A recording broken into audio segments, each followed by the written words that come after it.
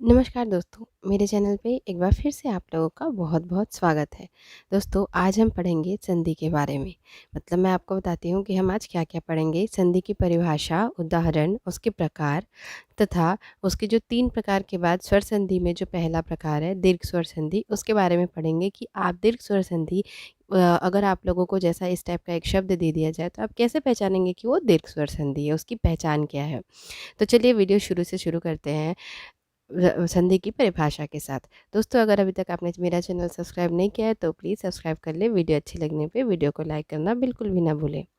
तो चलिए शुरू करते हैं संधि की परिभाषा के साथ। परिभाषा: दो वर्णों के मेल से जो विकार उत्पन्न होता है, दो वर्णों के मेल से जो विकार उत्पन्न होता है उसे संधि कहते हैं। अर्थात संधि को हम कैसे समझेंगे? संधि का अर्थ होता है जुड़ना या मिलना, जहाँ पे दो शब्द मिलते हैं तथा एक नया शब्द एक नया अर्थ वाला शब्द बनाते हैं, उसे हम संधि कहते हैं। तो जैसे उदाहरण के रूप में देख लेंगे, विद्या धनर्थी, विद्यार्थी, विद्या धन आलय, विद्यालय, सूर्य धन उदय, सूर्योदय। ये 3 उदाहरण है। आप चाहे तो कुछ और भी उदाहरण एग्जाम्पल दे सकते हैं। उसके बाद हम संधि के प्रकार देखेंगे। संधि के 3 प्रकार होते हैं। पहला, ये देखिए, ये स्वर संधि, दूसरा व्यंजन संधि और ये तीसरा होता है विसर्ग संधि। 3 टाइप्स होते हैं संधि के। उसमें हम सबसे पहले स्वर संधि के बारे में पढ़ेंगे कि वो क्या होता है। स्वर संधि जो होता है, दो स्वरों के मेल से, मतलब क्योंकि यहाँ पे स्वर संधि है ये पहले ही, तो स्वर संधि है तो इसमें दो स्वर मिलेंगे, तो दो स्वरों के मेल से जो विकार उत्पन्न होता है उसे हम स्वर संधि कहते हैं। इसका उदाहरण वही ऊपर वाला ही दे सकते हैं आप, नहीं तो आप चाहें तो कुछ और भी दे सकते हैं। विद्याधन आलय, विद्यालय।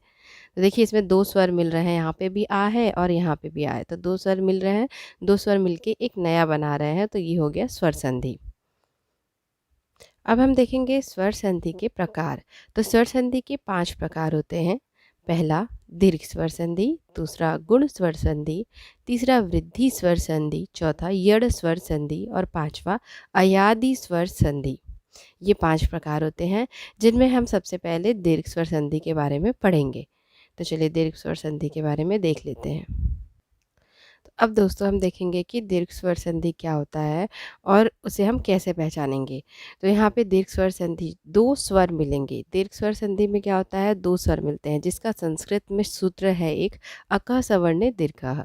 ठीक है, मतलब सजातीय, सजातीय स्वर मिलकर, मतलब स्वर जैसे अ का स्वजातीय मतलब आ होगा, ई का बड़ी या छोटी, मतलब ई ऊ इस टाइप से इन्हें बोलते हैं हम स्वजातीय। तो स्वजातीय स्वर मिलकर अपना बड़ा स्वर बनाते हैं। देख लेते हैं कैसे। जैसे अ आ अपने ही जाति के, मतलब अ या आ से ही मिलकर अपना बड़ा, मतलब ये आ बनाता है। वो अ नहीं बनाएगा, वो आ ही बनेगा। तो अ आ या फिर आ मिलकर आ बनाते हैं, और ये हो गया विद्याधन आलय, विद्यालय। इसका वो, तो ये स्वजातीय स्वर मिलकर अपना बड़ा स्वर बनाते हैं, तो वहाँ पे होता है दीर्घ स्वर संधि। जैसे छोटी बड़ी के साथ मिलकर बड़ा ई ही बनाएगी, तो बड़ा ई बनाएगी। इसका एग्जाम्पल गिरी प्लस ईश, मतलब धन ईश, गिरीश। ये बड़ा ई बना है। जहाँ पे आपको बीच में बड़ा दिखेगा, जैसे ये भी विद्यालय में ये बड़ा आ है, ये बड़ी ई है। और यहाँ पे देख लेते हैं, ऊ और बड़ा ऊ प्लस ऊ और बड़ा ऊ मिलकर भी हमारा यहाँ पे बड़ा ऊ ही बनेगा। तो ये लघु धन उर्मी, ये भी बड़ा ऊ ही लगा है। तो जहाँ पे आपको बड़ा ऊ, बीच में बड़ा स्वर दिखेगा, मतलब वहाँ पे अपना हो गया दीर्घ स्वर संधि। अर्थात बड़ा आ, बड़ी ई और बड़ा ऊ जो होंगे वो दीर्घ स्वर संधि होंगे। मतलब जहाँ पे हमें बड़ा आ, बड़ी ई और बड़ा ऊ दिखेगा, वहाँ पे हमारा कौन सा संधि होगा, दीर्घ स्वर संधि। तो दोस्तों, और स्वर संधि है तो याद रखिएगा कि स्वर का स्वर से ही मेल होगा, तो इसी से हमें समझ में आ जाएगा कि जो दीर्घ स्वर संधि है ये कौन सा होगा। तो चलिए, मैं उम्मीद करती हूँ कि वीडियो आप लोगों को पसंद आई होगी। वीडियो अच्छी लगी होगी तो वीडियो को लाइक करना बिल्कुल भी ना भूलिएगा। नहीं अच्छी लगी होगी तो डिसलाइक ज़रूर करिएगा, ताकि मैं आगे अपने वीडियोज़ में और सुधार कर सकूँ। तो चलिए फिर मिलती हूँ ना अगले वीडियो में, तब तक के लिए बाय बाय, टेक केयर।